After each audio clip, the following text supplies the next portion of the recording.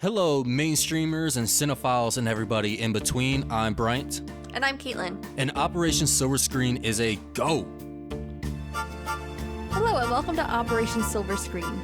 This cinema-related operation has been cleared to clear out our desks from stacks of open cases. And what are these cases? Well, even being the film lovers that we are, Bryant and I have a huge backlog of must-see films that we still need to experience.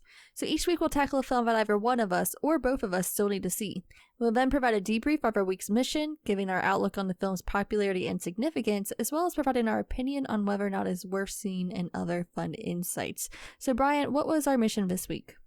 Yes, so in celebration in honor of Veterans Day, we decided to choose a war film as our assignment. Now, there are plenty to choose from, and the decision ultimately fell on me. I've seen most of the war movies, most of the essential ones. So I kind of had a choice. I was thinking, my favorite, which is Platoon, though I've been wanting to watch MASH, and I've been holding off watching MASH because we have this podcast going on, and that is a must-see film as well. At least I can still enjoy the TV show while we wait to do that episode. But I think that most people will agree Saving Private Ryan is the appropriate gateway war movie for any audience member. Now, I know, Caitlyn, you kind of skipped some steps. You kind of went into the, more into the, what's it called? The high prestige Apocalypse Now path. But you have not seen this movie, is that correct? No, I've not. And war movies for me, they're just not my favorite genre. I've seen a few. I've seen a handful. I've seen, like you said, Apocalypse Now. That was probably my first big entry into it. I've seen Full Metal Jacket. I watched that one in college in a film class. I've seen Hurt Locker. I've seen Dirty Dozen. So there's a couple in there that I've seen. But in general, as a genre, it doesn't really interest me because I feel like there's only so much you can really do with war films, and there's only so many themes that you can really dive into. A lot of them, either have this anti-war message or they have a more patriotic message, and for usually some kind of deconstruction of masculinity that comes with that, and it just kind of gets a little redundant. Okay, I can see why you say that, and I think that there are multiple messages that can be had, but it largely comes down to those two, or those are the two that are widely explored. However, I think in more recent years, another one that's been explored is the survivorship of it in such movies as, of course, Lone Survivor. There's been some other ones I'm trying to think of. 1917 was a bit like that.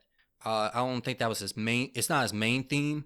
I would say more perseverance, but there was a bit of survivorship and being alone in that movie as well. But the ones that you gave, still kind of fit into what I was thinking, like the more prestigious, the more cinephile watch war movies. Hurt Locker, I remember, was a big thing when it came out. That was nominated for Best Picture. Catherine Bigelow got a lot of respect for that film. I've seen that film. Apocalypse Now is the book called Apocalypse Now, or it's called something, Heart of Darkness? Yeah, Heart of Darkness. Yeah, so that's your literary nerd war movie, which I wasn't a fan of that movie when I watched it. I think I needed to know more about the book, because I feel like I miss a lot in that movie. No, I feel like even with the book, that's a very long movie, and there's a lot to it. It's not my favorite. I do love that Doors song at the beginning, though. I'm trying to remember which one. The only song that I can ever think about with war movies is Fortune's Son, the one they use in every Vietnam movie. Oh, yeah. I did like Full Metal Jacket. That one I watched in college, and for not being a huge Kubrick fan, I did like that a decent amount. Now, did you like the whole film or just the first half? Definitely I preferred the first half. Yeah, that was always an issue that I had. Like, my time in the Army, and a lot of people, of course, talk about war movies, and Full Metal Jacket always gets brought up in the conversation. But either people only watched or they only could remember the first half of that film. And I think the second half is great. Yeah, that first half is memorable. It's the more unique portion of, when you look at war movies as a whole. But I think the second portion is done just as well. Yeah, I remember liking the second portion, but it's not as memorable. I think that if I remember correctly, there is some more similarities with this film, Saving Private Ryan, in the second half. I could see that. Yeah, because I got some of those vibes while watching this film. Yeah, I think Full Metal Jacket was actually the first one that I watched. Either the first or the second. Saving Private Ryan may have been the first. Like when I was getting into movies. I know I definitely watched this while I was in high school, and it was that time that I got into movies. I did see the D-Day scene way earlier when my dad first got a surround sound system in our house, and he got a receiver for it, and he wanted to showcase it, so he put on this scene. And that's a fantastic way to showcase a sound system. We may have to make a list one day of like, what are the best movies to showcase your new sound system? Yeah, that's a good idea. But let me, I need to get a sound bar first. Yeah, that's when we'll do it, when you get your sound bar. Yeah, okay. We got enough people listening and interacting on the social medias. Maybe do a poll of what should Caitlyn test out on her sound bar? I like it. I can use some good recommendations. So let's go ahead and get into this movie. And before we do so, just want to give you guys a spoiler warning. Don't worry. We won't be spoiling any portion of this movie until we get to the second half of our show, in which case I'll go ahead and give you a heads up. So don't worry. I'm not just going to pop out of the trenches with any spoilers for you guys. We'll let you know when that's about to happen.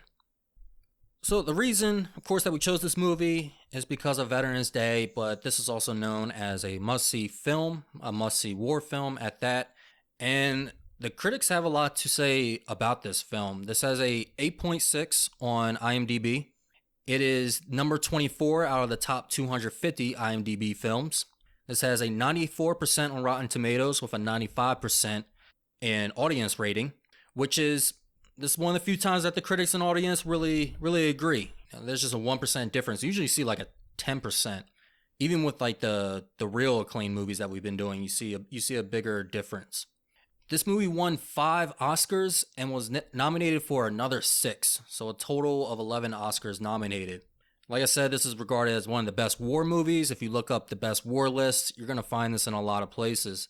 This is the highest grossing World War II film. Looking for the list and other box office, from what I could find, this was the highest grossing war movie until American Sniper, which finally beat it out if you look at inflation. But looking at box office mojo, it says that this is still the highest grossing. Depends what source you look at.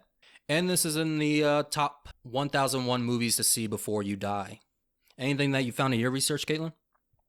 Yeah, it was the highest grossing film also of 1998 in the US with $216.8 million domestically, and it was also the second highest grossing film of 1998 worldwide with $485 million worldwide. It was just behind Armageddon. Those 5 Academy Awards you mentioned were for Best Cinematography, Best Sound Effects Editing, Best Film Editing, and Best Director for Steven Spielberg, which was his second win in that category. The film also won Best Motion Picture at the Golden Globes. It won a BAFTA award for special effects and sound. It won several other awards. It's a very, very highly awarded film. And also, like many of the other films that we talk about on this podcast, in 2014, it was selected for preservation in the National Film Registry by the Library of Congress for its cultural historical significance. And this movie is also considered one of the big Oscar snubs for Best Picture. Do you remember what won? Shakespeare in Love. It was Shakespeare in Love, which I haven't seen. I have not seen it, but it's one of those movies, it was one of those Oscar decisions that a lot of people said, wait, what? Why did this? No. From what I found, a influence on that was none other than Harvey Weinstein. So even more reasons to find him as well, I'm not going to say that's a reason to find him a disgusting human being. There's other reasons, but that's another reason not to like him. Yeah. And the way that he was lobbying against this film, because that's what he was doing. He was lobbying. He had influence, of course, with the Academy voters, and lobbying and saying that this movie was very inaccurate. And even some of those inaccuracies were proven false. Like the inaccuracies themselves were proven false, and this movie was actually true on the technical side. Now, this movie is, like we said with American Werewolf in London, the title pretty much says the plot. Saving Private Ryan. A team, after storming the Omaha beach on D-Day, are tasked to go ahead and save Private Ryan. 4 of his brothers had died. All 4 of his brothers had died in battle. He was the last sole brother alive, and therefore the U.S. Army decided to go ahead and send him back home to his mother so that she does not lose her final son. And I say U.S. Army, I forget if it was actually Army or if they were Marine.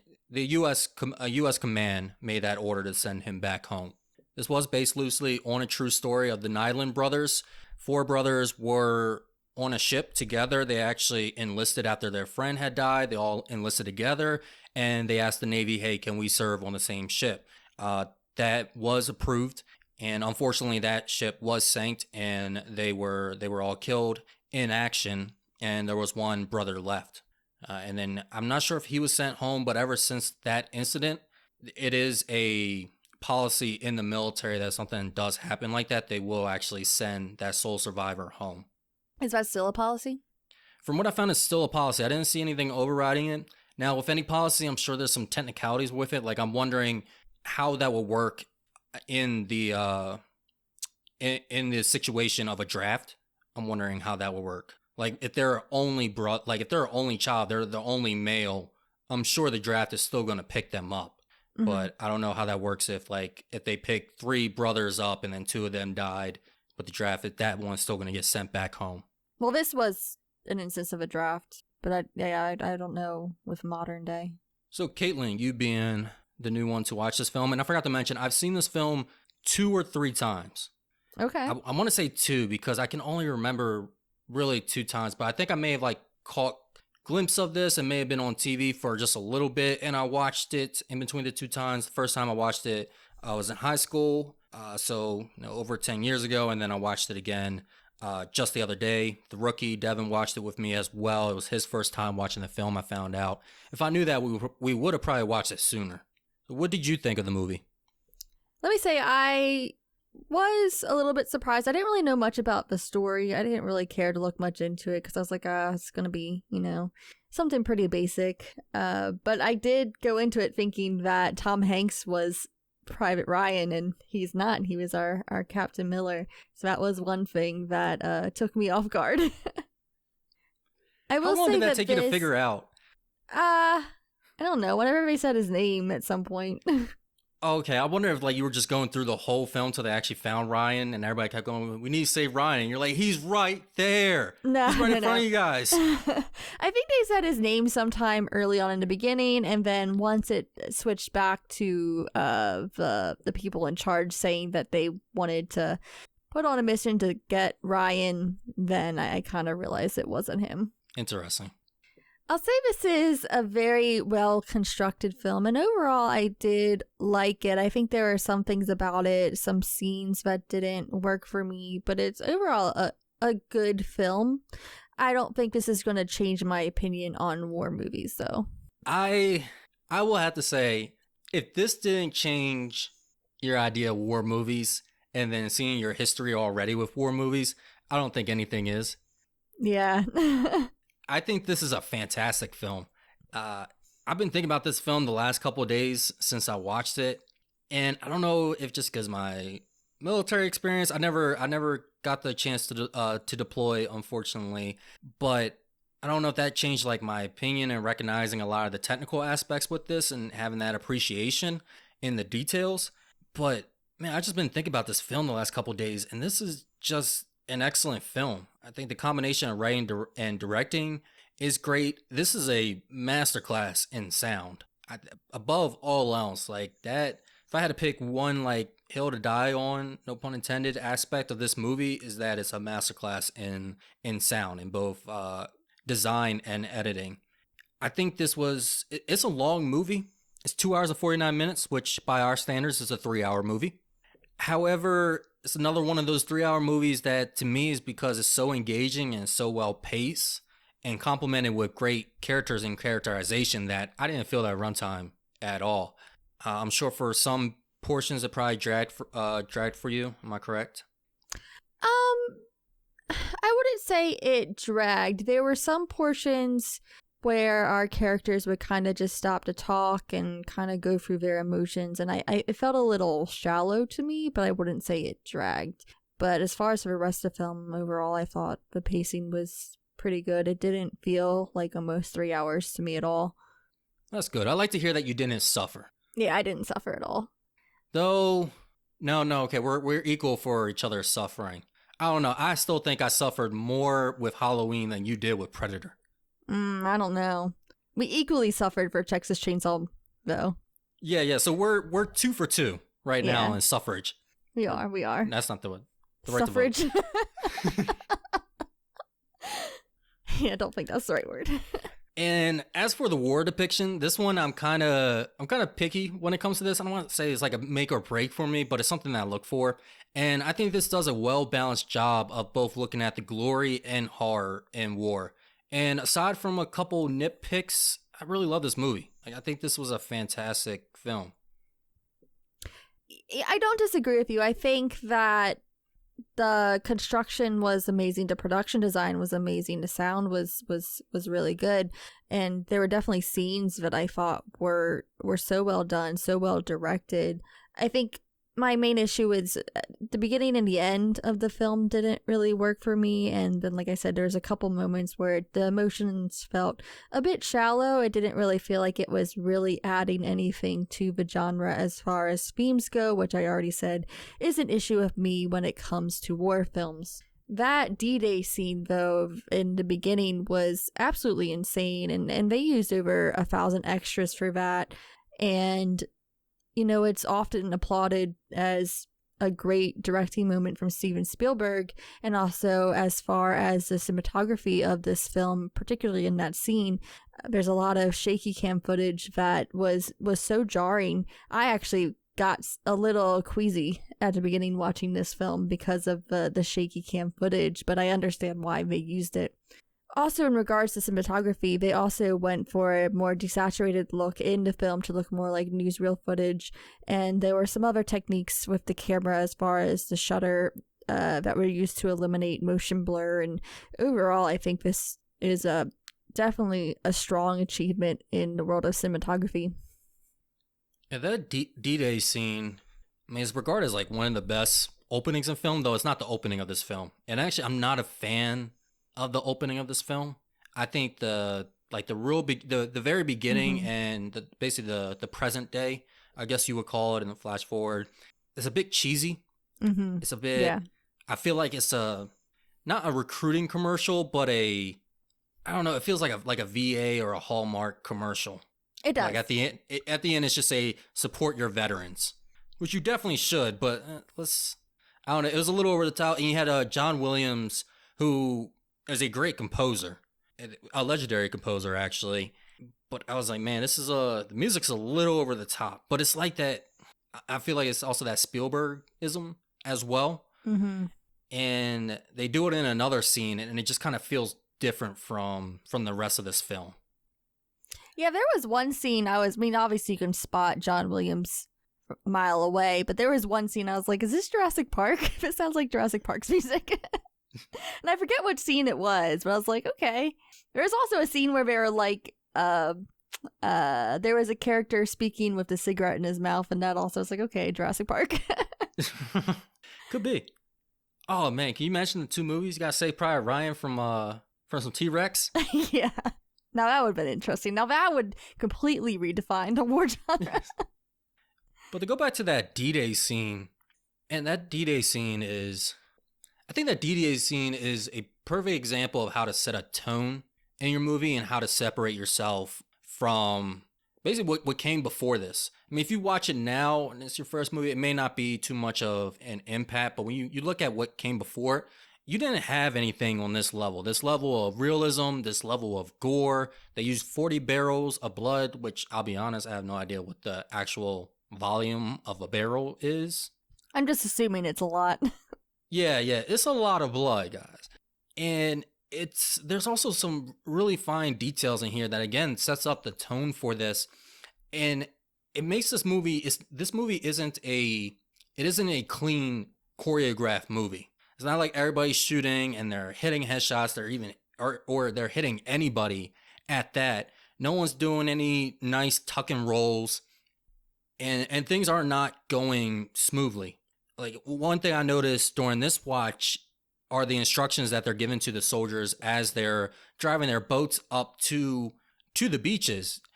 Captain Miller, played by Tom Hanks, and there's another commander that's giving out orders, and they're saying things like, hey, make sure you don't get your weapon in the sand, check this, check that.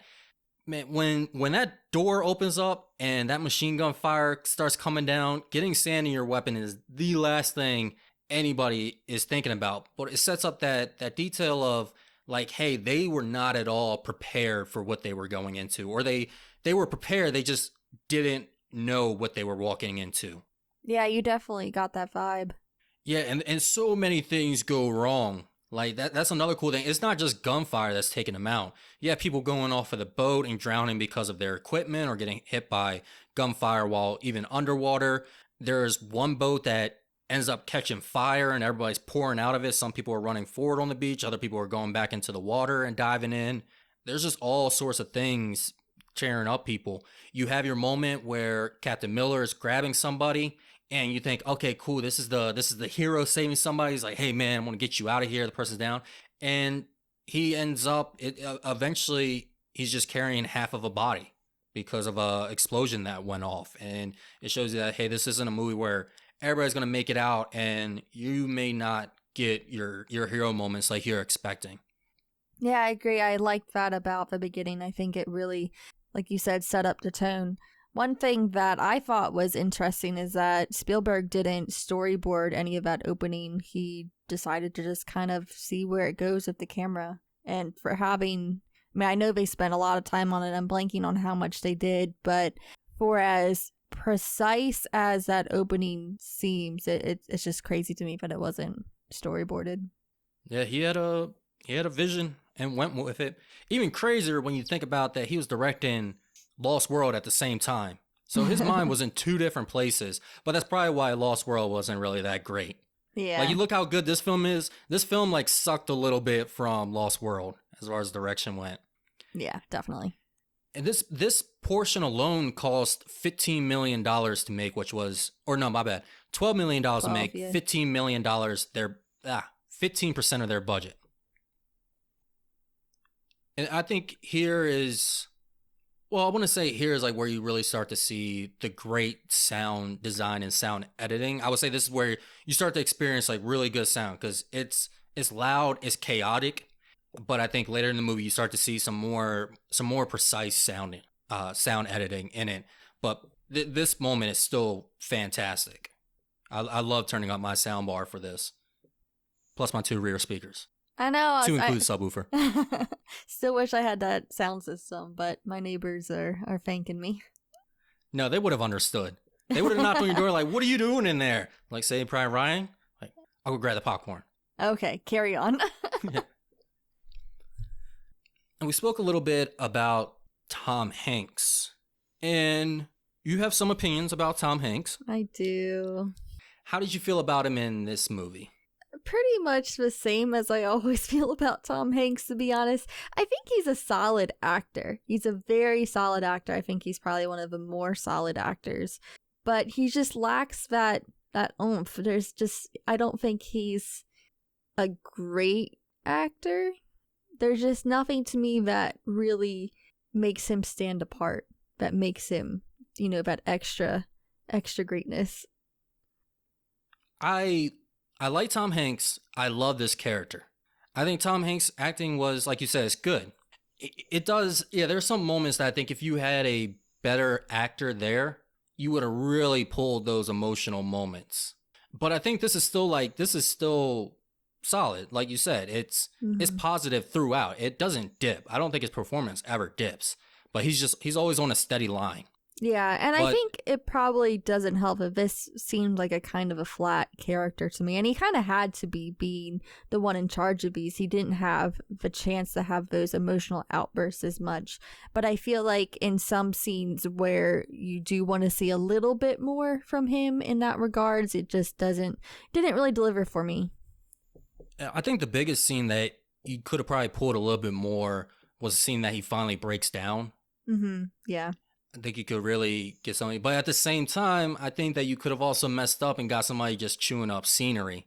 Mm-hmm. So again, it's not that he did a bad job at all. No, not it's at just all. maybe there could have been a better job. But I say I love this character, and again, this is another aspect of the movie that I appreciated more the second watch or third, whichever one this is, repeated watch. And that's that this character really does have a lot to him. Like, I really like this protagonist because, yeah, you see him in the beginning. He's giving out these orders. He's very calm, collective, but you start to see some human aspects to him as the film goes on. You start to see frustration out of him. You start to see the numbness in his character that he has towards the bodies and towards his dead squad mates. You get to see a lot of aspects, and then when you learn like where they have this big mystery of what was he before the war, when you learn that as another aspect to the character, something that you don't expect from a man of this caliber. What did you think of the other performances? This is one of those films back in the day when you watch it now, you go, "Wait, they're in this? Hold up, they're in this?" Yeah, I did that a lot. Devin turned to me and said, "Is that Vin Diesel?" Yeah, that's Vin Diesel. Yep, I did the same. Yeah. So, also, Vin Ted Danson and a couple other actors. I was like, okay. Jeremy Davis or Davies, I believe is his name. We've seen him in Lost, and Yeah. he was just in The Black Phone. He was the father in The Black Phone. Yes. Yeah, and he That did a was great what job else in it those. was. I was like, I know I've seen him in other things other than Lost, but that is the most recent thing I saw him in was Black Phone. I think everybody was great. I think when you have a large cast of characters like this, especially when they're soldiers or they're, we see the team of mercenaries, the hardcore mercenaries. I think in this one, I could tell them more apart than other movies. And yeah, you have your bickering, you having your the alpha male conversations, the insults, the joking, but it's all, and like their relationship still seems like very, very genuine, very realistic. Like I said, I could tell them apart. They all had their own personalities. Yeah, I agree. I think Rybin, played by Edward Burns, was my favorite of the group, just because he was the one that was kind of one to go rogue, was kind of like, screw this, I don't want to do this anymore. And I was like, okay, I get it. Yeah, eventually somebody had to. And again, that's what I like with the balance of this is that, yeah, they get some glory moments. They sometimes get their hero moments, but there's also times that, man, you remember that soldiers are just humans and like they don't want to die. It doesn't even seem like none of them are happy about Saving Private Ryan. They make that clear. Mm-hmm. They make that clear as they made clear that Max was a virgin in Hocus Pocus. Yeah, that's for sure. It was interesting too because all the actors went to a boot camp together to get trained for this film in preparation, but Matt Damon, who does play Private Ryan, he trained separately from everyone else because they wanted to make sure they kept him separate to kind of foster that resentment that they had for Ryan.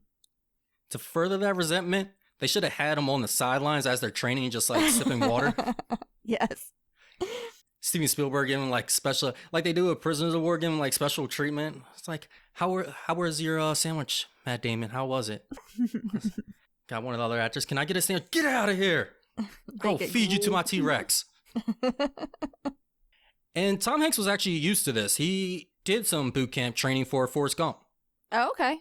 Yeah, so he knew it was coming. He was like, "Oh, you guys do not know." We really have done a lot of Tom Hanks movies this year. We've had 3. 3.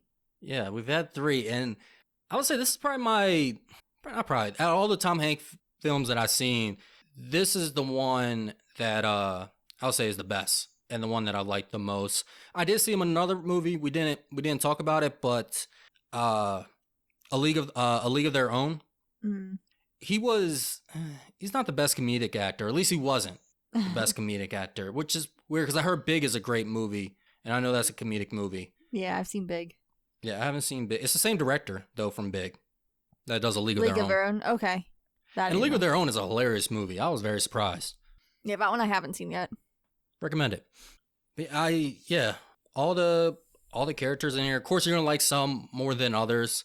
Some of them you may roll your eyes at, but honestly, I knew people that talk trash. Like there's one guy, the sniper, that I thought was Emilio Estevez for the longest time.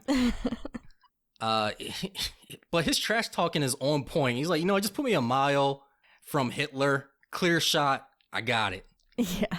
And we talked about the pacing. One of the things that I think works in this movie and what keeps the movie going is that they're not just having constant firefights. They're not just having constant action moments, or at least not in like generic and conventional ones. They have a moment where they have to deal with a sniper.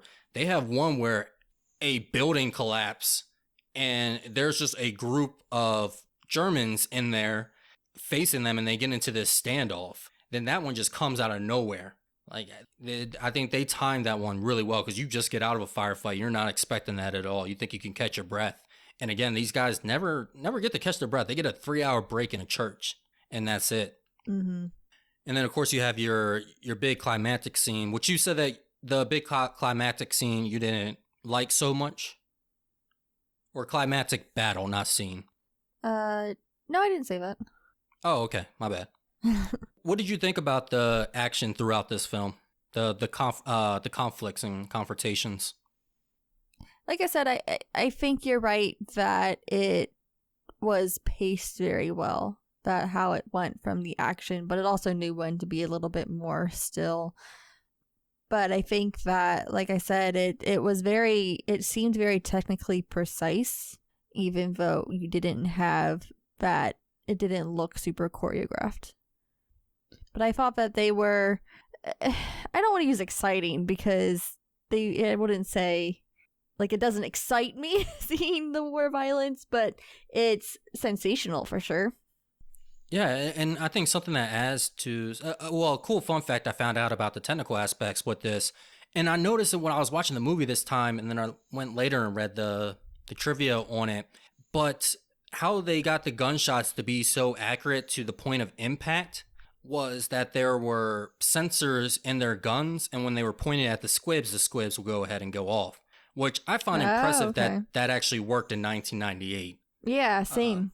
Yeah, because as somebody that has dealt with military equipment doesn't always work that well. So I'm sure they had to do some reshoots. Not all the squibs went off. But there was one scene that the Germans were running past and a couple of Americans tagged them. And it was like lined up so perfectly that I just thought, how did they do that? Like, how did they time that so well? And then I looked it up and found out that, yeah, they were using sensors and squibs. Yeah, okay. That is interesting. Yeah, because it was wide shots. Mm-hmm. So you could see everything. It wasn't like they shot and you cut to and see the person, the blood and everything and the holes form. Yeah, that's an interesting fact. I really think it's a testament to Spielberg's directing just because in all of these action scenes, there's just so many elements and so many people to direct. So I have to applaud him for that. I think every scene, sometimes it felt like, okay, this is it. They've almost got the enemy, and then more would just pile in. More people just kept filling into the scene, and I was like, oh my goodness. Yeah, and they had a lot of people. There were some times that people, you just see like a crowd of people behind a little piece of cover. Yeah. And sometimes I was like, I didn't even realize there were that many people here right now. I'm like, where did you guys come from? I know that it was over 1,000 people just in the D-Day scene, but I wonder what the number would be for the film overall. Just how many people? So many. But I think that's another cool thing with the fights too, is that they weren't all these huge battle engagements. They later have, it's just them, and they go against a machine gun nest. And again, they set it up in the beginning, they set it up that, hey, machine gun nests are nothing to mess with. And I would have to say, like, honestly, that's been something that's been copied in video games and other movies. Like, machine gun nests, you don't want to mess with, or like it's a huge threat and you need to take it out. So I think this movie probably influenced some of that. But those are some great scenes. That in particular was a scene that I liked a lot, just because you were seeing it all through Upham's point of view. So it kind of gave you that detachment from it, because you're looking at it through his eyes. And I liked the way that was done a lot. Yeah, giving different perspectives, keeping things fresh as you're going along. Because we already, I mean, at this point in the movie, we already saw somebody. We saw 1,000 people storming a beach. We saw, people storming machine gun nests and dealing with that.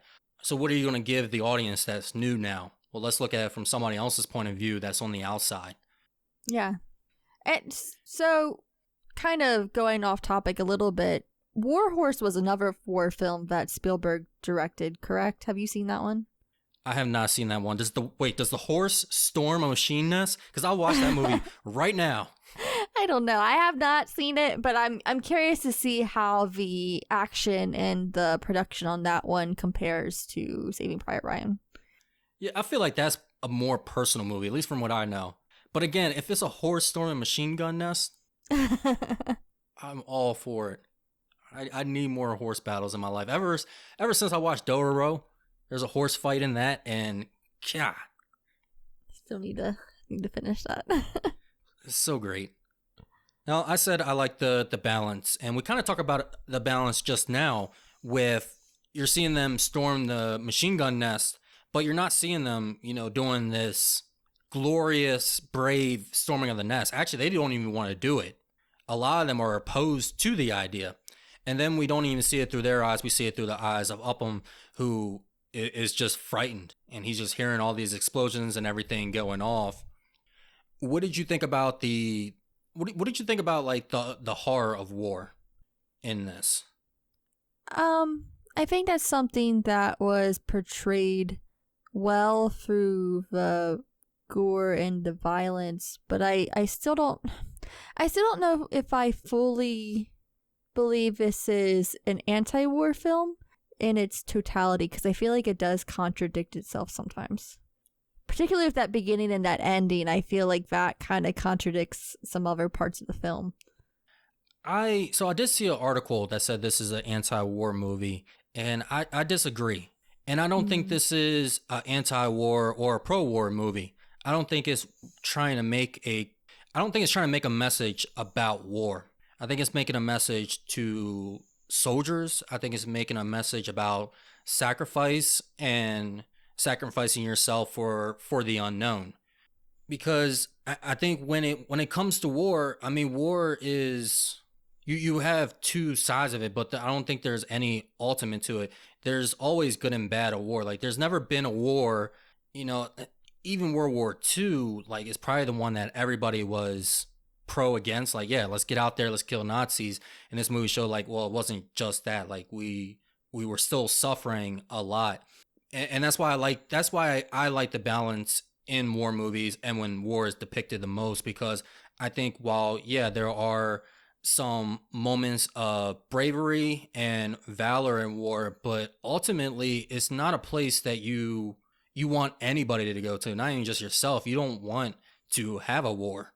And this is like why I don't ask people war stories. If they go ahead and tell them, then that's cool. Go ahead and tell them. I don't encourage people either to ask about war stories, because a lot of war stories I've heard, like they may start out cool and fun, man, but I've heard ones that either they start out cool and funny and then they go into something drastic and horrific, or they just start out that way. But again, that's the two sides to war. I don't think every war movie needs to be pro or anti. It's just war is just a fashion of life and history. I think there's things that can be learned in it, but I don't think this movie is trying to say ultimately like, hey, war is bad, war is good, but it's saying that, hey, we may get our valor, but there's also horror that happens in here as well. I understand what you're saying. I do think that there is that kind of mix of both. I don't know if I fully agree. I think when I say anti-war, it's kind of that Hemingway war is hell kind of ideology, which I think that in trying to portray it more realistically, I think it kind of leans a little bit more into that direction. But like I said, there are elements that it does show more of the, the bravery, the valor, the sense of duty, kind of these traits that are more positive. So it balances both, I think. Yeah, and looking at it, how you said Hemingway, I think, and that's another thing I'm talking about, the balance. Like, some people may not be saying like the war is totally bad, but like, man, war completely sucks. And I think we see that with a lot of movies set in the Vietnam, during the Vietnam War. I think Mm-hmm. Platoon and Full Metal Jacket, they show that, hey, like, this is horrible, and these are the curses of war, and this is what war can turn people into. I don't think this movie is necessarily saying that. Yeah, I think Full Metal Jacket definitely takes a harder stance in this film on anti-war, war is hell ideologies. Yeah, and they have a lot of scenes to show that. Mm-hmm. I think another thing that helps out that balance as well are the characters themselves. I mean, these are not action stars jumping into the fight. This isn't Expendables. Granted, you have your time and your place for those type of movies. Not saying anything's wrong with that, but here these guys really just seem like normal human beings who got drafted out to a war. They have opinions that don't always match what their duty is, and they express themselves with that, and they may agree and they may disagree. And then they have times of humility and times of vulnerability that I don't think, I mean, that is something that's true and something that doesn't really get depicted a lot. Usually the portrayal is that every soldier is this hardcore brave person, but you gotta remember that they're just people as well. So there's times that people are like afraid to come out from cover. There's a big controversial scene at the end of this film that deals with hesitation that we'll talk about. You can tell that there's fear to be had. Yeah, and I think I was looking it up, that about 60% of the military were drafted in. Don't quote me on that, but I think that's what I had seen. I believe it. Yeah. During that time. And I agree. I think you really do get that with this group. There is a very human quality to them. They don't feel larger than life. Yeah, that's a great way to describe larger than life. What about the emotional moments? A couple of characters have some moments when they get some stuff off their chest. They may have their sad story that keeps them going. Yeah, and for me, it kind of felt like that was all it really was just a sad story.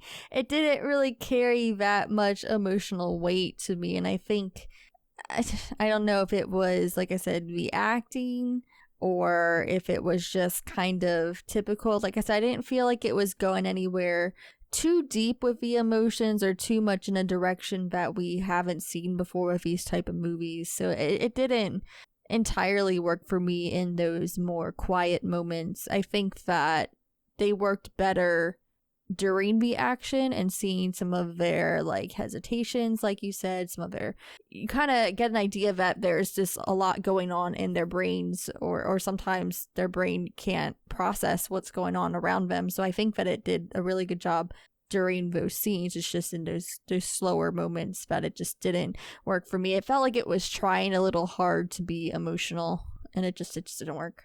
Okay. Yeah, I don't think they were completely impactful, but I think I think they were necessary. I think there were some nice moments to have in there.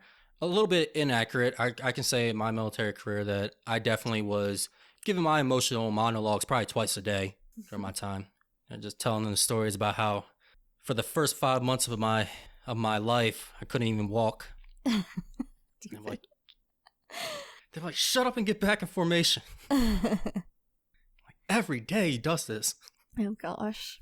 I did like the part, I didn't like that scene, but I did like the part when Tom Hanks is talking to Matt Damon, and he's saying how, like, in order to remember people who passed, you have to think of like certain events and not just like a broad idea of them. I liked that because it was talked about like being specific when you remember things, and that being a way of remembering those who have passed. And I liked that part to it because I feel like that's a real thing, and it felt more real than anything else that I think was really being said in that scene. Yeah, that was a nice moment, and I like that. I think that's like one of the things that I think you just said genuine. Yeah, because I can see that being applied to actual life. definitely. So this is a very influential movie.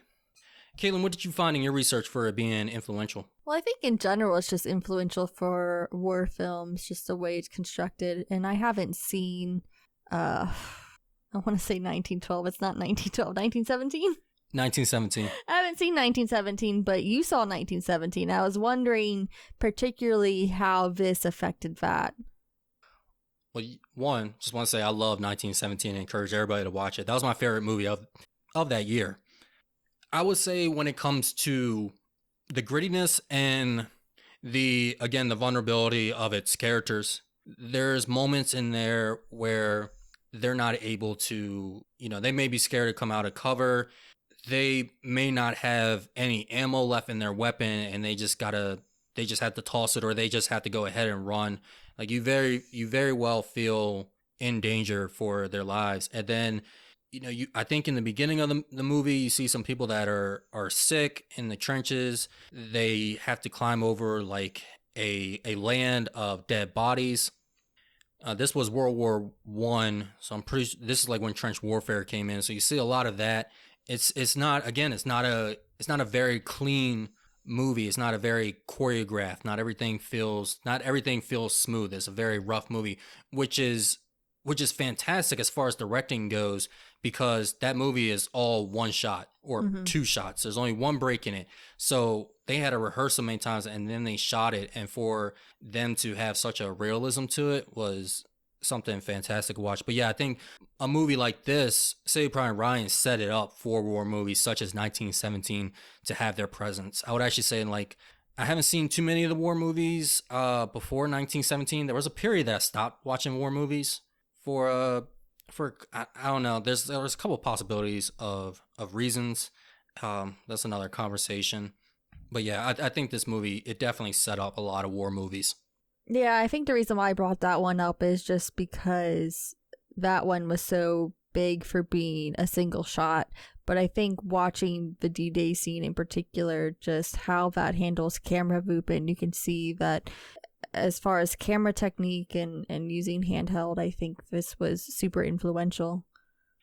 And 1917 is another movie that I want to watch on my sound system that I haven't had the chance to yet. Yeah. Because that movie has, I wouldn't say that it has a D-Day scene, but it's got some scenes. Okay. Another influence that I saw that this film had was that it revitalized interest in general for World War II, particularly in the gaming industry. It had a strong influence, particularly on the Medal of Honor series, which Spielberg also worked on the story for. And of course, we had a lot of other first-person shooter games that kind of came after that time. Yeah, do you have more to say about that? Because I actually been waiting to dive into this, because this is probably the most interesting thing I found outside of this film that this movie was involved in. Go for it.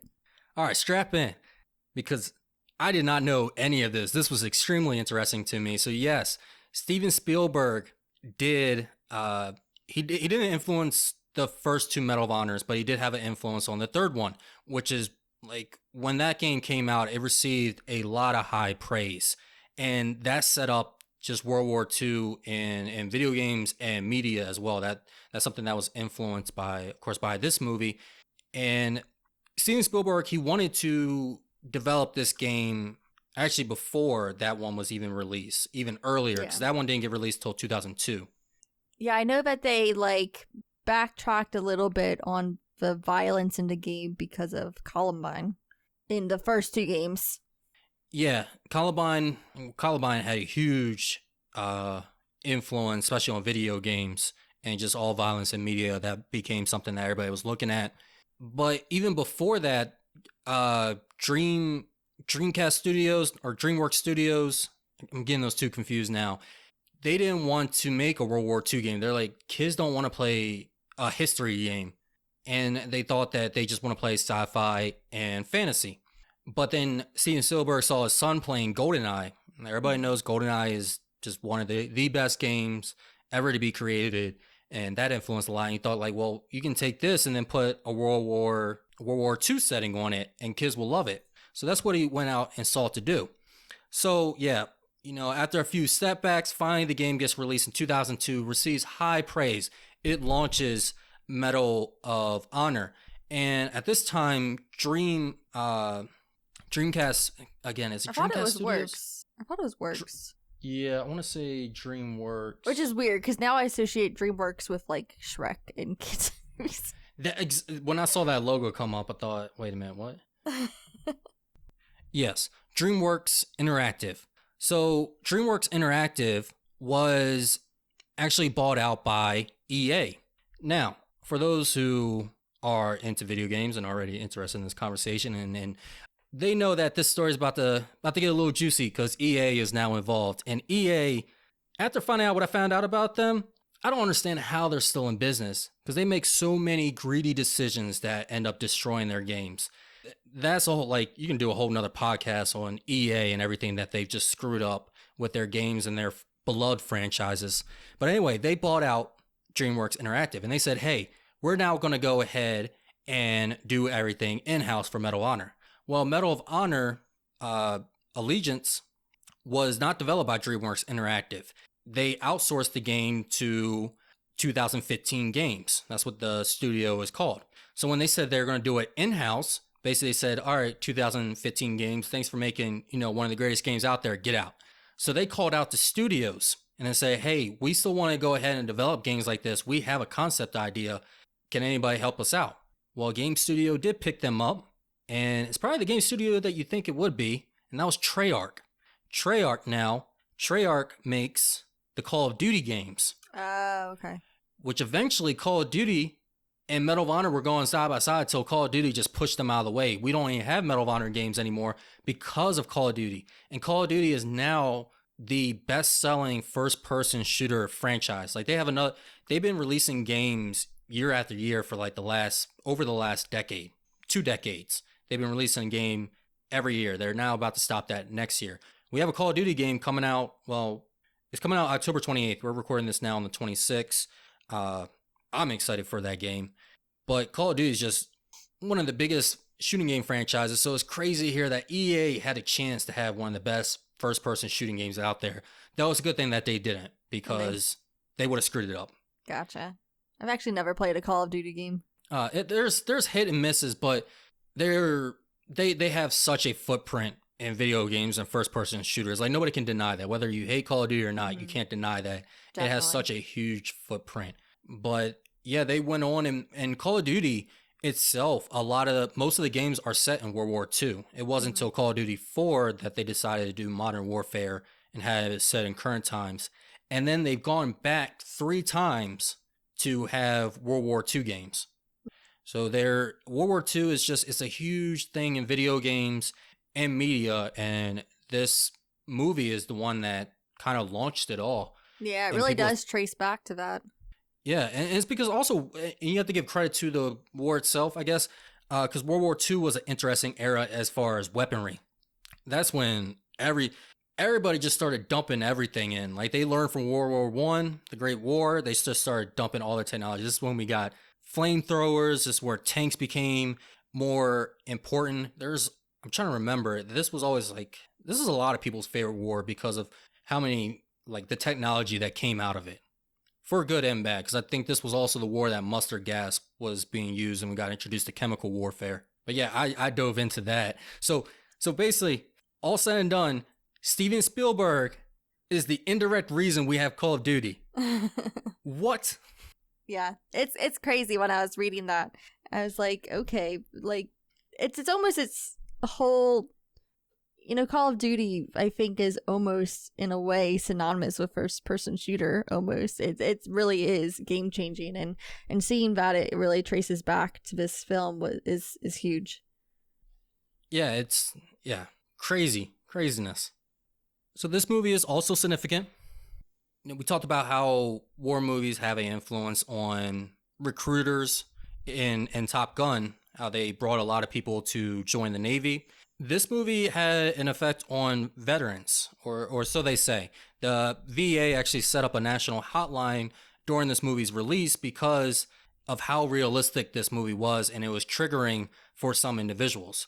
And I can understand that, because also when they released this in theaters, they slid the theaters, $1 or $2, said, hey, go ahead and turn up the volume a little bit.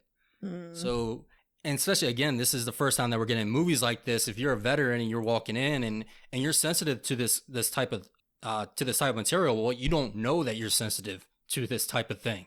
So all of a sudden, we get that Hallmark Channel commercial, and then bombs start going off, and people start just getting ripped apart. You have realistic gore going on. You have loud explosions.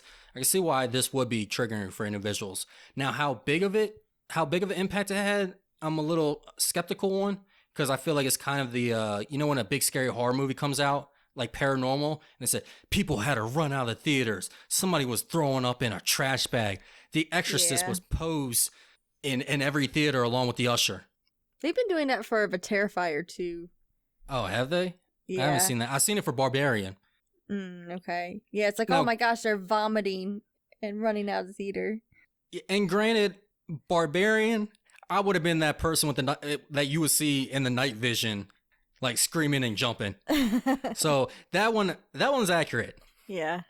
But yeah, when they said, oh, people couldn't handle, I think that was with the Cronenberg movie as well. They said people couldn't handle it. People were throwing up. Yeah, they say it all the time. They had a counselor on standby.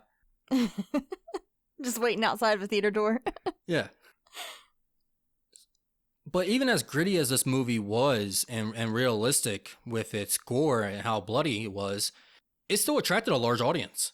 Once again, Spielberg did not know how great of a director he was. Like we said with Jaws, Jaws, shark movie. All right, maybe it'll do all right. Blockbuster.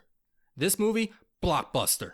Mm-hmm. Not even a block. This movie became a blockbuster and then became what are those movies called? It became not Oscar bait, because that's usually a negative term, but it became this critical movie during award season. Mm-hmm. It was the talk around town, they say. The talk around town. You didn't have at this time a movie with such gore to win that many awards either. No, this was kind of for like the genre fanboys.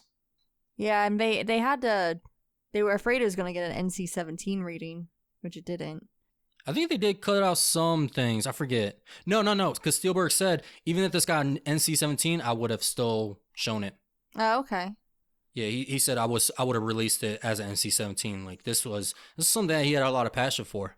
Yeah, and I know Tom Hanks has gone and said that like it's not gratuitous at all. It's not gratuitous violence, and I would agree. Yeah, I would agree too. There's nothing about this that's gratuitous. There's nothing about this that seems excessive either. Like there's no shots where they just did this to be gory. Like no, this has an impact on the story. Yeah, definitely. And this was actually banned in, I believe, Malaysia. And they asked like, hey, can you go ahead and cut the movie? And Spielberg said, no, we're not cutting. They basically said, hey, we're Studio Ghibli, we're not cutting our films. Yeah, no cuts. And after whatever their presidency, the leader of the country, after they saw the movie, they said, oh, okay, never mind. Let's release it uncut. Oh, and they saw it in okay. its entirety and saw like, hey, okay, this isn't just we're not just watching people getting blown up for no reason or whatever his thinking was. It made it change his mind. Now, this is probably the coolest bit of significance. This is the first of movies to assemble a team to save Matt Damon. There have been 3 movies in which a team is assembled to save Matt Damon. Okay. And this is the only one not to be in space. I was going to say, so this one, Interstellar, and The Martian? Yep. Okay. I haven't seen The Martian, but... Yeah, somebody needs to put a bell on a leash on that kid. Definitely. This film, like Interstellar, it was kind of a surprise Matt Damon for me. He just kind of just comes in towards the middle and surprises you, and that's what Matt Damon's good for. Well, they wanted to get an unknown actor. That did not work well for very long, because in 1997, he was in Good Will Hunting. Yeah. But he was cast in this movie before award season. So after award season, he became this big name. So they were like, crap. But Spielberg wanted to cast him. So actually the reason that he ended up meeting Matt Damon was through Robin Williams. Robin Williams worked with Spielberg. So Williams said, hey, come meet Steven Spielberg. So Spielberg met with Matt Damon. If you don't know, Robin Williams and Matt Damon were on Good Will Hunting together. And glad to hear they had a great relationship. That explains a lot of the chemistry they had during that movie. I know you hate that film and you think it's one of the worst films. I don't understand how, but I didn't say it was one of the worst was films. Great. I never said it was one of the worst films.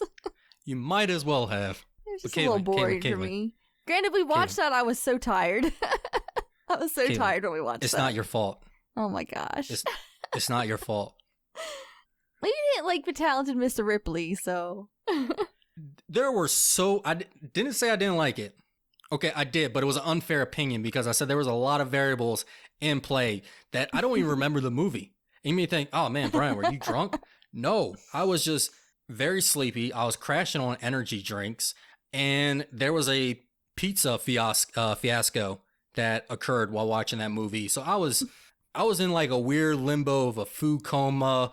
Like I was both tired and hyper and crashing and trying to stay awake. I don't remember the film as it was going on. So I may have fallen asleep. I really don't remember. Well, right now, that's my favorite Matt Damon film, I think. Oh, really? I think so. I'm trying to think what else I've seen him in. I feel like I've seen him in a lot. I know, there has been a lot, so I'm like hesitant to say that, but I'm also like, there's just so many that my brain just like can't compute right now. I have to say Good Will Hunting is my favorite, of course. Yeah, I definitely like that better. To give the non-obvious answer, I would say the crypto commercial. So no, The Martian. No, yeah, I mean, looking But at yeah, Matt he is one of those Damon actors, like, he's not my favorite actor, but I've seen him a lot. Like, I saw him this year in a movie that I watched the first time, Dogma. Him and yeah. Ben Affleck. That was one of their movies together. Yeah, I think I'm going to stick with Talented Mr. Ripley. All right, I hear that's a great movie, so I'm not going to argue. Well, go ahead, Caitlin, tell us. Who would you recommend this for? I think we're going to have the same answer, but I'm not going to steal it, so go ahead. I'd give this to a general audience. I mean, I think if you're going to watch a war movie, I would say I would agree that this would probably be the one to watch. Yeah, I would agree. I would include cinephiles as well. I would just include everyone. I think everyone can take something from this movie. This movie is so detailed as well. I think in writing aspects as well. I believe the writer's name is Robert Robat? Probably not Robot. Or not Robot. Robat. Because there's like I said, there's some technical things written in this film as well. But there's also one really cool scene in this movie is that there's two soldiers that are surrendering on the Axis side. And they're in German uniform. You believe them to be Nazis. But if you listen very closely, they're not speaking German. They have their hands up and they're surrendering, but they're not speaking German. They're actually speaking Czech. Because what happened during the war is that German soldiers were taking prisoners from other countries and forcing them to go in war.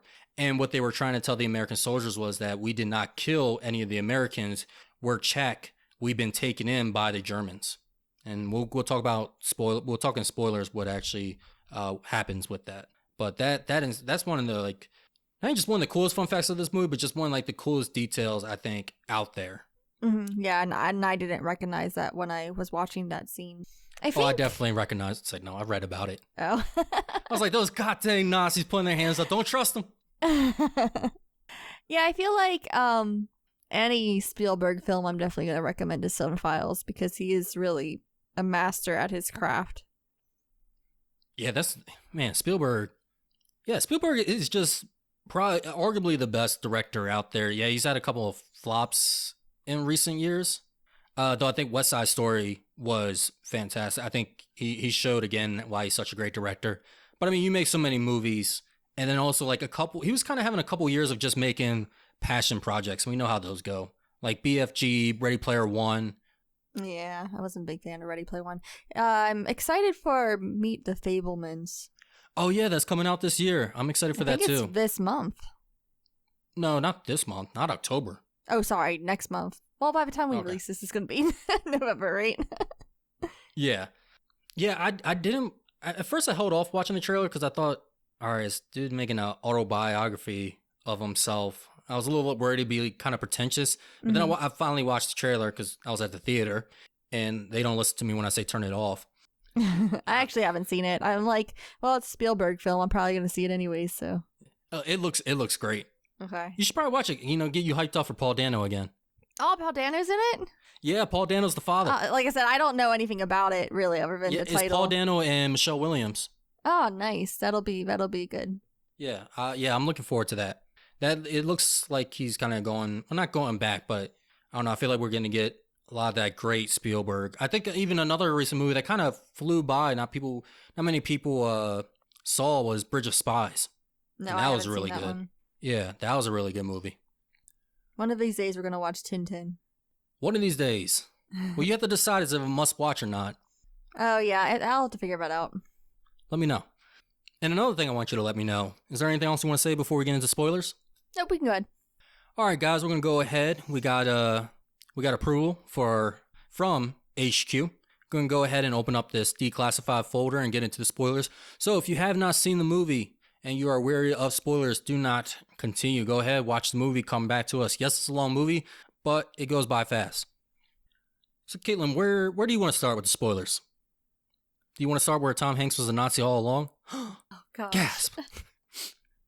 Sorry, that made me think of like the Captain America. Is that what Tom Hanks actually says to Matt Damon at the end? Hail Hydra. Hydra. Yeah. Earn it. Earn Hydra. What? Earn this. I think for me, one of the harder scenes for me, like as far as emotions and just the whole war is hell aspect, was the death scene of Wade, the doctor. Because it really was kind of a slow, agonizing death. Like, it wasn't just a quick, you shot him and he's gone. It's just, you see him there and he's trying to tell them as a doctor what they should do for him, and he's asking for more morphine, and he's calling for his mother. It was a rough scene to watch.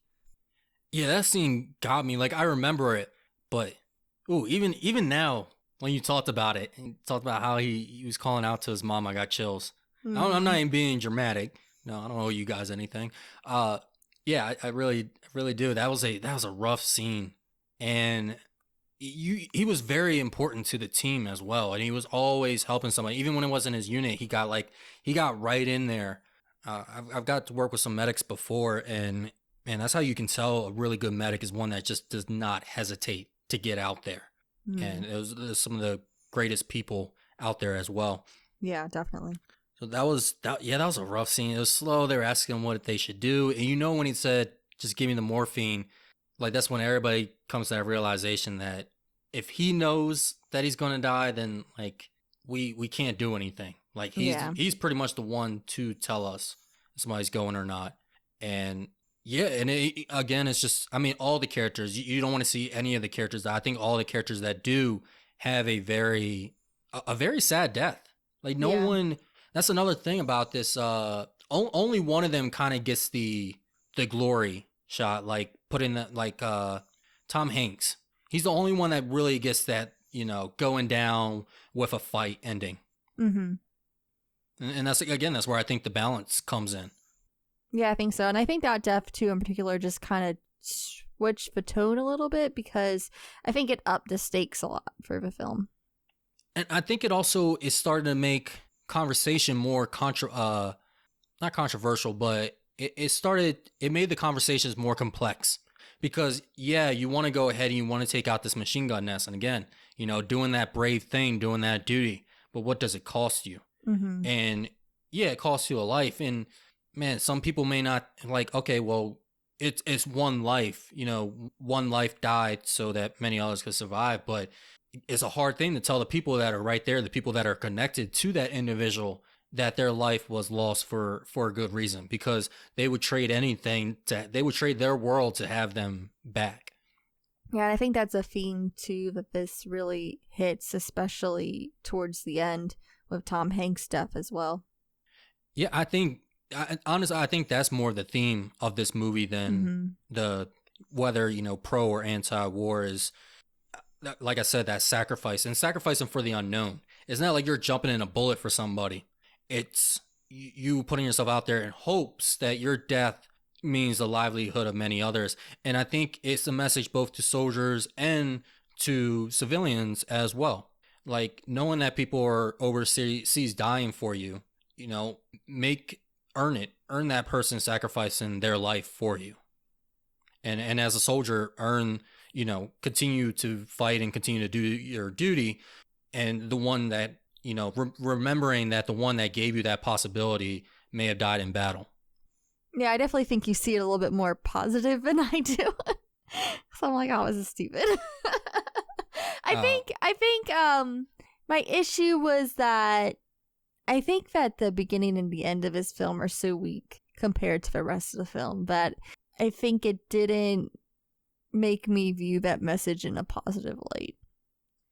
okay, are you seeing it like we're kind of just laying our lives down for nothing? No, Type war? I feel like this is where I was like, okay, this is pro-war. That's where I saw that pro-war message that, oh yes, the honor in dying for your people, and I'm like, okay, well, this kind of contradicts everything else that was in this film. Yeah, but that's what I'm saying. It really is two sides of the same coin. Like I said, it keeps saying you have the glory in war, but also you have the Hemingway war is hell.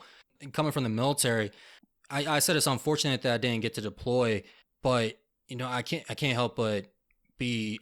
Other people will even say that I should be thankful for not having that. Like I wanted to go and do my ultimate part and didn't get the chance, but at the same time, I didn't get exposed to certain things. I didn't get that danger, which is it's good not to be there. So I think a lot of times it's two sides of the same coin, which is why I like this depiction more than going one way or the other. I see. I feel like it did go both ways. I think you're trying to see a middle ground, but I saw extremes in both ways, which is Well, that's why. why I mean you see extremes both ways, but I think they balance each other out. It middles out. So not so much it lands in the middle, but it's balance, not a spectrum, but a scale. Yeah, I don't know. I didn't really see it that way. I kind of felt it was a little wishy-washy. That's how scales work. You get the wish on one side, you get the wash on the other. It's a balance of the wish and the wash. Yeah, I don't know. It didn't work for me, and part of that might be my own personal views, but I just, like I said, in most films you have these two themes, and those are the two themes that it stuck on, and I don't know. I just wanted something a little bit more. I still want to recommend 1917, but I kind of don't because just seem. But I think 1917 it doesn't have either of those. Like I don't even think it really touches either of those messages. 1917, I definitely felt like I would watch it for the camera work, but I also wasn't sure how much of it was like just that spectacle. I think that it marketed itself so much on that, but I was like, okay, is it going to be good in any other way other than just that? Well, it's Roger Deakins. Like Roger Deakins is doing a whole movie in one take. That's like learning. That's like Denis Villeneuve doing Dune. Like that's the big selling. I don't know. I see why that's the big selling point. And honestly, that's why I would say you should definitely watch the movie. That's one of the movies I could say that I could turn off the volume and just watch. Yeah, which is fine, but that doesn't necessarily, like, you need to have multiple elements coming together, and if it's just cinematography, then it's not necessarily gonna work for me as a film, even though I can appreciate the cinematography. Yeah, I'll say that there's more to it, but back to this movie. Yeah, I think I saw more of the message the second time watching it. I'm not saying that you need to watch it for a repeat viewing. You, of course, are probably going to feel the same, but I felt like like I said, I think the best thing I said about it so far is that it's two sides of the same coin, and you're seeing it in this movie just flipping in the air, and I don't think it ever lands. I think it may end with a more positive message, but it's a movie that wants to. I mean, you gotta leave on some type of. Well, actually, no. You can leave in the middle ground, but I think it wants to leave in a positive manner. I mean, this was also a tribute to his father, so he may wanted it to leave on a positive note. Like he just didn't want to make a brooding film in his honor. A little something, gives a little something uplifting. I guess. I don't know. It didn't work for me. And it was cheesy. It was cheesy. I don't know. I didn't get too much cheese out of it. Out of the ending? I thought you said it was cheesy. Like the very ending. Oh, the very ending. Yeah, the very ending and the beginning. Like all that could have been taken out. All the older Matt Damon stuff could have been taken out. That's all cheesy. Yeah, that's what I was talking about. Oh, okay. Man, I don't even know where to backtrack this conversation, so we'll just let the audience do it. At some point, I was talking about the earn it thing. Well, I think that they go together, right? No. Well, yeah, he goes into like, kind of the BoJack Horseman, am I a good person?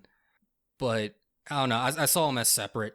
Like he's trying to get he's confirming with his family member if he did good or not. But again, I think all that stuff could have been cut.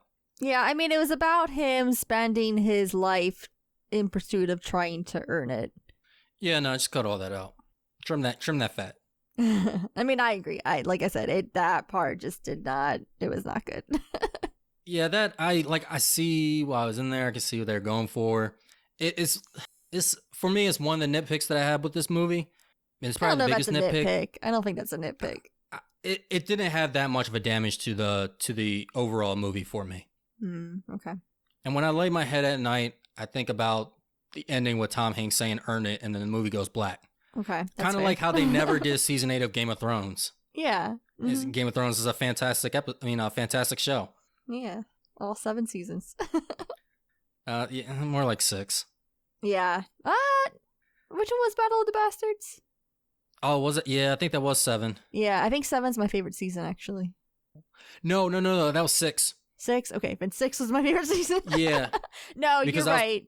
7 was when he went to see Daenerys for the first time. Yeah, 7 is when you can also see it start dropping. Yeah, it was bad. That's the moment that the 2 show writers, whatever their names are, they don't deserve them, said, hey, we don't want to do this anymore, and just started throwing crap out there. Yeah, because HBO would have given control. them, HBO would have given them several more seasons, but they were like, nah, we want to go do Star Wars or something, and then they never even did that. You know what? It's because they didn't know what to do. They said, yeah, we have no idea where to take this story without George R. R. Martin. Mm-hmm. But again, another podcast. Now, I mentioned that there's a very controversial scene in here. Won't take too much time on it. But there's a scene of hesitation in which Upman is struggling to force himself to go up the stairs and assist in the fight, which leads to Adam Goldberg's character dying. I believe his name is Mellish. He ends up getting stabbed with a knife from a German soldier. It's actually the only real physical combat situation in this movie as well. And it's a very, again, this is not a glorified fight. They're not swinging hands, blocking punches, doing counterattacks. No, it's just 2 grown men just rolling around trying not to die than killing the other. Mm-hmm, definitely. And I think this is just a very rough scene as well. Because when he's putting that knife in, he's kind of begging for his life, but at the same time, it's like he's trying to reason with him. Yeah. Like he's just saying, wait. Like, can we just stop? Like, we don't have to do this. Yeah, that was a rough scene, and that knife went in so slow too. Yeah, it was, and the knife, even when the knife went in, like there was still that breath of life there. And then, of course, like I said, Upman is on the outside. He can't find the courage to go upstairs. And I've seen a video before just saying like this is one of the most frustrating moments in film. I think also a lot of people in the military would be very frustrated with this moment. I have kind of my own opinions when it comes to people freezing in battle, which is what happens. I mean, this guy comes out and even walks past him as well, not even seeing him as a threat. And he could have went in there and saved him. There's no doubt. Granted, he may have accidentally shot him trying to shoot, but he could have went in and saved him. There's no doubt about that. But how did you feel about the situation? Do you blame Upman for his death? Do you think that it was dishonorable, or do you think that he is not, I don't want to say a bad person, but not necessarily a great person, having done what he did, hesitating like that? No, I definitely wouldn't say it's dishonorable. It definitely was frustrating, and I think in a way that you could blame him for his death. But also at the same time, like, I kind of get it. I understand his hesitation. I understand the fear. So I can't, I'll hold it against him, but I'm not going to say that he's an abhorrent person. Ooh, nice word. All right, everybody mark your bingo cards. Abhorrent. Yeah, I would say, I think like some of the things contribute to his hesitation, and he is forgivable for it. And I think that's one, he didn't volunteer for this mission. He didn't put himself out there and say, yeah, I'm going to go out, we're going to save Ryan, I'm going to go ahead and do this myself. He was never talking trash. He was never saying that he's going to do this and do that. He was actually very clear that he's never seen combat before. Mm-hmm. And we saw him in situations in which he is scared, and it's making, and you can see it, like he doesn't run away from the situation. I think that's another big thing, is that he sits on the stairs like he is frozen. He's not just running away. It's not flight. Like he's trying to fight, but he's stuck in, it's fight, flight, or freeze, and freeze comes in the middle of it. And I think, he was trying everything he could, but couldn't. And I think another interesting thing is that he never gets a redemption moment like you may see in other movies. He doesn't encounter that same individual. He does encounter another individual, the prisoner that they released. He encounters him again, and that's the guy that he shoots. Which, that message, I don't know how I feel about that one, because that guy was a prisoner of war, and no, we should not be executing people on the battlefield in such manner.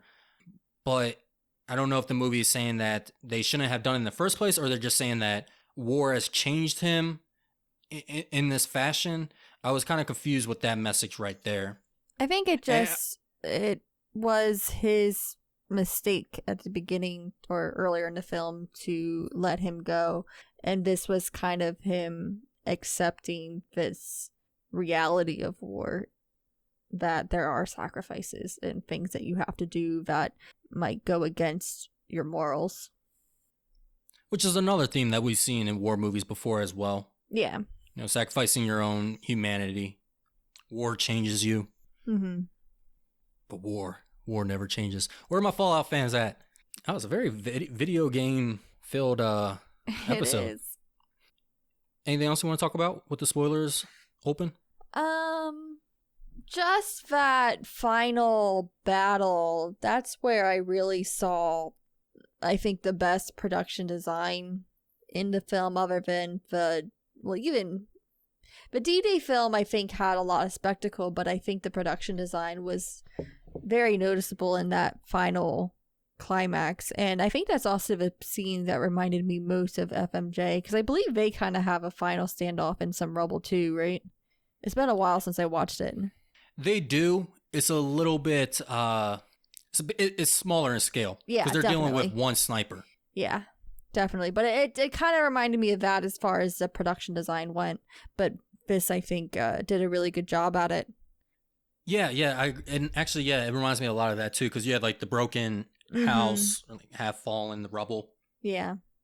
And that was a scene too where I was like, oh my gosh, they're just going to keep coming. The enemy's just going to keep coming and coming. Well, they tell you before, they said there's 4 tanks. And man, even with that count, I felt like tanks were just coming out of nowhere. Yeah, there's so much. Oh my gosh. You said before, was there something else you wanted to say about those two that were trying to surrender? Yeah, so they actually get killed by the Americans. So they're the two that when the Americans are walking up to them, they're like, sorry, I can't understand you. What are you saying? Mm-hmm. And they shoot them down.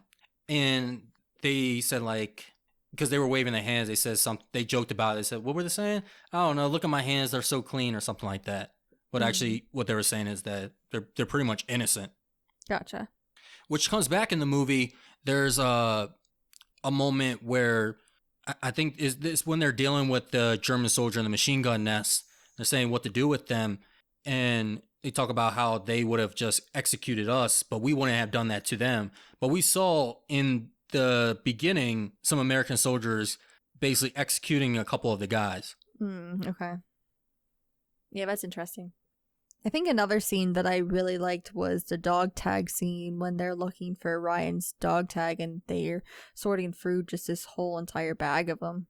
And they're very callous about it, and they kind of noticed that people were watching them and disapproving, but it was a weird juxtaposition against what was actually happening and what they were handling. And I think this is a moment for Tom Hanks, because he later says that each time he kills a person, he feels like he's further from home. And I think this was the moment in which he realizes that, like, how callous and numb he's become to these bodies. There's a lot of moments in this movie where they're just walking over bodies. When Carpazzo dies, Vin Diesel, he just his first reaction is that of a captain. He says, "That's why we don't take children." So his first thing is, this is the lesson to be learned, not that, man, we lost a soldier. So it shows that. But so we start to think like, oh man, he's very straightforward. He's very objective. but we see scenes later in which he breaks down and he just starts shouting for Ryan. He's just trying to find him. There's a bit of anger in there, or when he's crying at the machine gun nest.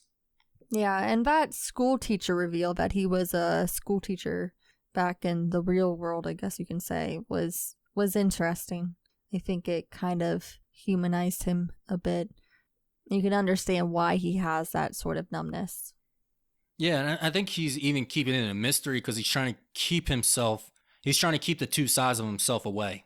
Mm-hmm. But he knows that he can't. And I think it also makes Wade's death even heavier, not just because Wade died, but man, somebody died under his command, like directly died under his command. Because they could have walked away, and somebody he never knew, never met, never talked with, never shared a drink with could have died. And he may not have ever thought about it. But because they did this, and he needs to tell himself that justification of, by sacrificing the life of this one soldier, we may have saved 100. Mm-hmm. But who knows? Does this film hold up for you? Oh, absolutely. I don't think there's anything that felt particularly dated in the way it was constructed at all. No, which is surprising because, again, this is a movie, a first of its kind, a modern war movie. And there's nothing that you really have to excuse in this film. You don't have to go, it wouldn't have been like that. That wouldn't have worked. No, there's no way that would have went down. Like, no, this is all very accurate. Yeah. What is your overall rating for this film? I'm going to give it an A-.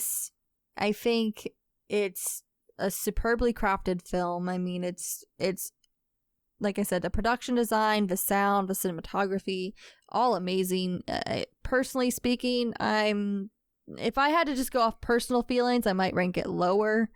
Just because, like I said, this isn't my genre. I'm not a fan, but for all technical reasons, I'm going to put it at an A-.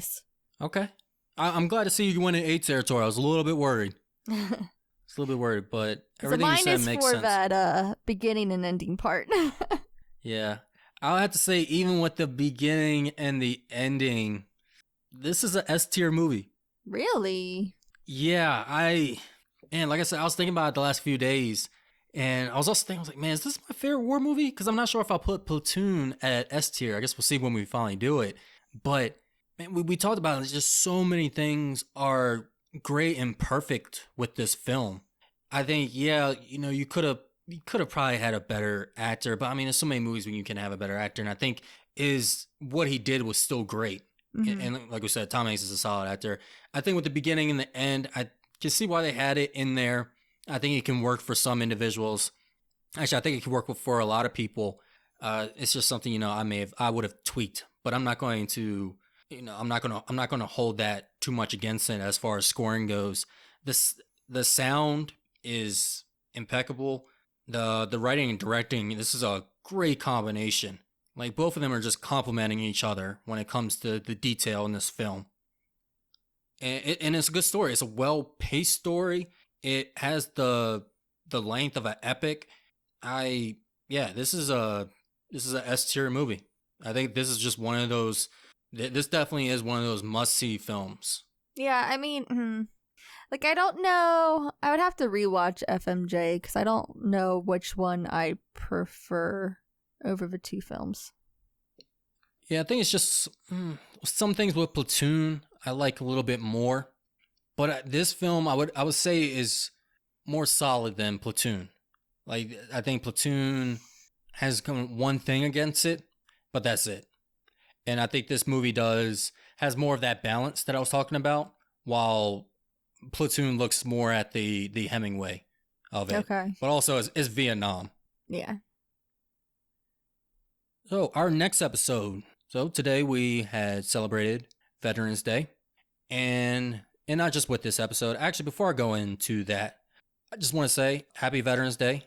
I know this won't be coming out on the actual day. I think a little bit before. But happy Veterans Day to all that have served and to all the active duty military men and women out there. Truly do respect your service and what you guys have done and had done. And happy Veterans Day. So for our next episode, Veterans Day is not the only holiday we'll be celebrating this month. We'll also be celebrating Thanksgiving, of course. And what better Thanksgiving movie than Planes, Trains, and Automobiles? Yes. Steve Martin and John Candy, not to be mixed up with the Hitchcock movies that take place on a train, as some may think, Caitlyn. So be prepared for that movie. Get ahead of the game a little bit early before you start making your Thanksgiving meal plans. And until that time, we'll be in HQ. And until that time, Caitlyn, where can they find us? You can find us on Twitter and Instagram at OpSilverScreen. On Facebook, we're at Operation Silver Screen, but on Twitter and Instagram, it's going to be OpSilverScreen. You can also find us at our personal letterboxes if you want to see what else we're watching throughout the week and maybe have some reviews on things that we're not talking about on here. And you can find mine at Coffee Spoon Kate, that's Coffee Spoon CAIT, and Brian's going to be at Swank Seal, that's capital S, capital S. So, till the next assignment, we'll be in HQ. I'm Bryant. And I'm Caitlyn. See you.